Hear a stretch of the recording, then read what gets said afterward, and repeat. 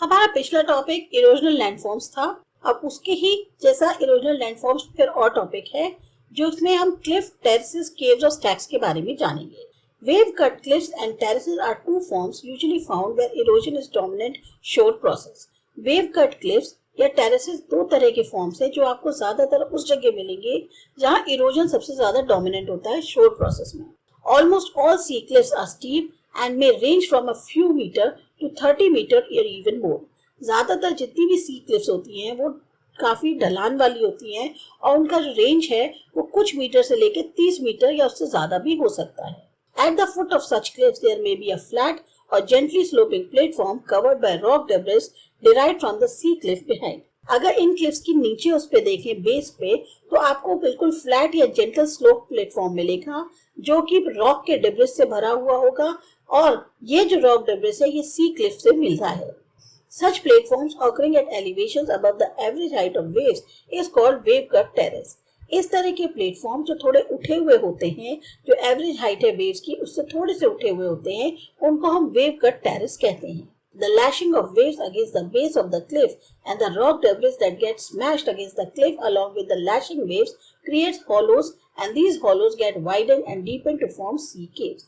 ये जो टकराती हैं वेव्स बेस पर क्लिफ के या जो रॉक डेब्रिस इकट्ठा होता है या जो टकराता है इस क्लिफ के अलोंग बहुत तेज लहर की वजह से वो हॉलो बना देता है और ये जो हॉलो है ये चौड़े होते जाते हैं, गहरे होते जाते हैं और ये बना लेती हैं sea caves. The roofs of the caves collapse and the sea cliffs received further inland. जो रूफ होती है केव्स की वो गिर जाती है और जो सी क्लिफ्स हैं वो और अंदर की तरफ हो जाते हैं।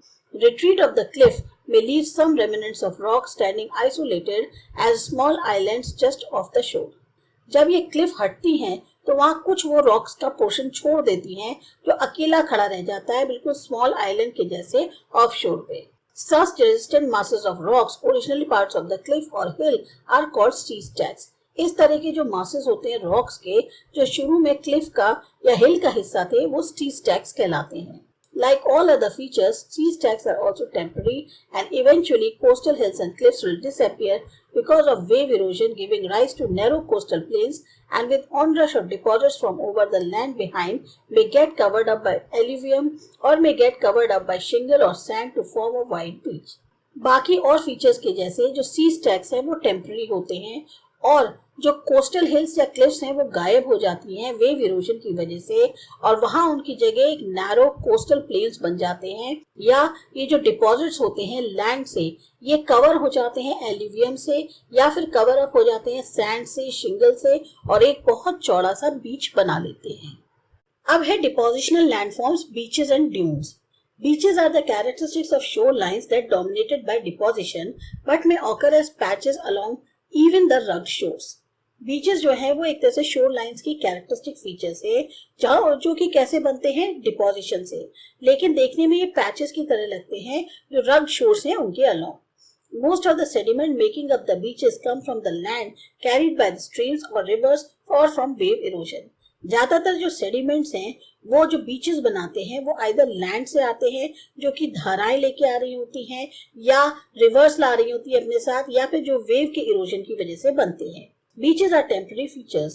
The sandy feature beach, which appears so permanent, may be reduced to a very narrow strip of coarse pebbles in the some other season. Beaches बहुत टेम्पररी फीचर्स हैं। जो सैंडी बीच होते हैं जो देखने में परमानेंट लगते हैं वो बिल्कुल कम हो जाएंगे, बिल्कुल नैरो स्ट्रिप, पतली स्ट्रिप रह जाएगी कोर्स पेबल्स की अब किसी भी सीजन में। Most of the beaches are made up of sand size materials. ज्यादातर जो बीचेस हैं वो सैंड साइज के मटेरियल से बने होते हैं। Beaches called shingle beaches contain excessively small pebbles and even cobbles. जो शिंगल बीचेस कहलाते हैं उनमें ज्यादातर या तो छोटे छोटे पत्थर होते हैं या फिर गोल पत्थर जो हैं वो देखने को मिल जाएंगे। Just behind the beach, the sand lifted and winnowed from over the beach surface will be deposited as sand dunes. अगर बीच के पीछे देखें जो सैंड है वो उठ जाती है और बीच से सरफेस से थोड़ा पीछे होकर एक डिपॉजिट हो जाती है और सैंड ड्यून की फॉर्म बना लेती है। ड्यून्स का मतलब एक तरह से टीला होता है। Sand dunes form Long ridges parallel to the coastline are very common along low sedimentary coast. इस तरह के सैंड ड्यून्स जो कि लॉन्ग रिजेस बना लेते हैं बिल्कुल पैरेलली कोस्ट लाइन के, ये बहुत कॉमन देखने को मिलते हैं जहां भी लो सेडिमेंट्री कोस्ट होते हैं वहां पर। अब है bars, barriers and spits. A ridge of sand and shingle formed in the sea in the offshore zone lying approximately parallel to the coast is called an offshore bar.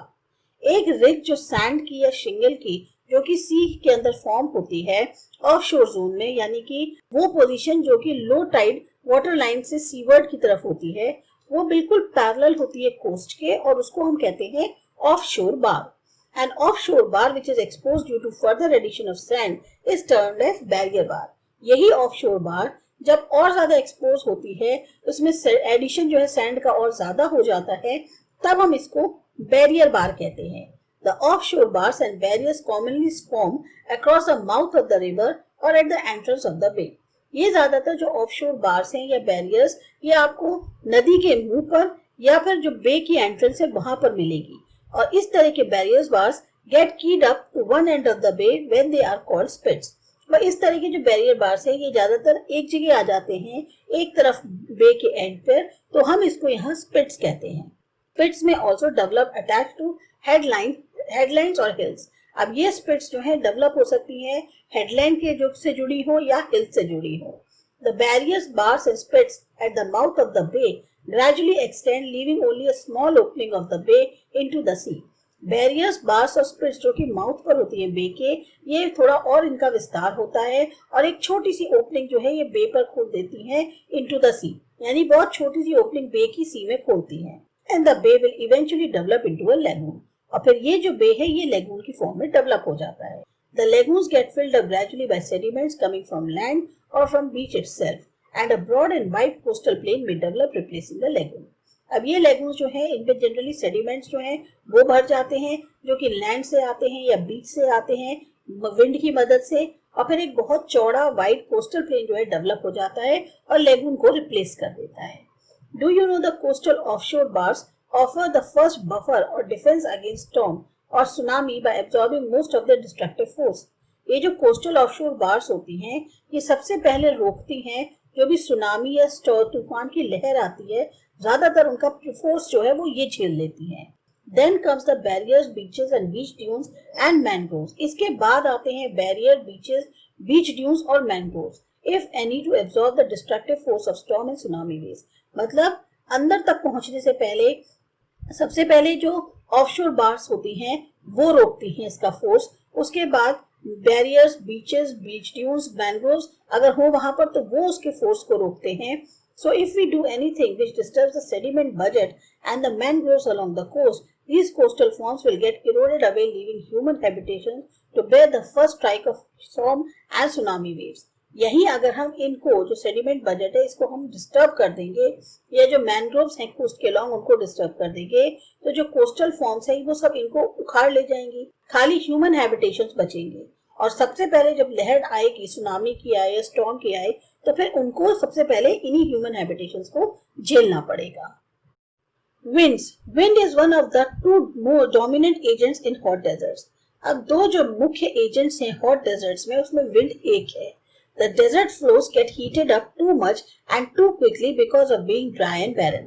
जो desserts में floor होता है, जो base होता है रेत का, वो बहुत तेजी से गर्म हो जाता है, बहुत तेजी से जो है उसमें क्विकली गर्म होता है, क्योंकि जो जमीन है वो बिल्कुल सूखी है और बंजर है। The heated floors get heat up the air directly from above them and the result in upward movements in the hot lighter air with turbulence and any obstructions in its path sets up eddies, whirlwinds, updrafts and downdrafts. ये जो गर्म floor होते हैं ये हवा को गर्म कर देते हैं जो बिल्कुल उसके ऊपर बह रही होती है, और नतीजा क्या होता है, ऊपर की तरफ जो मूवमेंट्स होते हैं उसमें जो हल्की गर्म हवा है वो बहुत तेजी से फोर्स से जो है होने लगती है उसके मूवमेंट, या कोई भी ऑब्स्ट्रक्शन उसके पाथ में आता है तो वो जो है एडीज हैं, व्हर्लविंड्स हैं, अपड्राफ्ट्स हैं, डाउनड्राफ्ट्स हैं, उनको बना देती है। Winds also move along the desert floors with great speed and the obstructions in their path create turbulence. और जो विंड है वो डेजर्ट के फ्लोर्स जो होते हैं उनके अलोंग मूव करती है बहुत तेजी से, और कुछ भी अगर ऑब्स्ट्रक्शन उनके रास्ते में आता है तो वो उसको जो है एकदम से स्पीड अप कर देती है। Of course, there are storm winds which are very destructive. इस तरह से तूफानी हवा भी होती है जो बहुत ज्यादा तबाही वाली होती है। Wind causes deflation, abrasion and impact. अब विंड की वजह से क्या होता है? डिफ्लेशन होता है, एब्रेशन होता है और उसका असर होता है। Deflation includes lifting and removing of dust and smaller particles from the surface of the rock. Deflation में क्या होता है? जो डस्ट है या जो छोटे छोटे पार्टिकल्स हैं सरफेस से रॉक्स के, वो उखड़ जाते हैं और हट जाते हैं। In the transportation process sand and silt act as effective tools to abrade the land surface. अब इस ट्रांसपोर्टेशन की प्रक्रिया में सैंड हो या सिल्ट हो, ये बहुत असरदार टूल्स के तौर पे काम करते हैं लैंड सरफेस को एब्रेड करने के लिए। एब्रेड का मतलब होता है उखाड़ देती है land surface. The impact is simply shear force of momentum which occurs when sand is blown into और अगेंस्ट द रॉक सरफेस। इसका जो असर है वो एक तरह से मोमेंटम फोर्स जो है वो अकर हो जाता है जब जो रेत है वो उड़ती है आइदर रॉक सरफेस की तरफ या रॉक सरफेस के against. It is similar to sand blasting operation. बिल्कुल सैंड ब्लास्टिंग ऑपरेशन के जैसा ही होता है। The wind action creates a number of interesting erosional and depositional features in the desert. तो विंड की मदद से बहुत सारे अलग अलग तरीके इरोजन और डिपोजिशनल फीचर्स जो है डेजर्ट में क्रिएट होते हैं। In fact, many features of the desert owe their formation to mass wasting and running water as sheet floods. ज्यादातर जो फीचर्स हैं डेजर्ट के वो कैसे बनते हैं?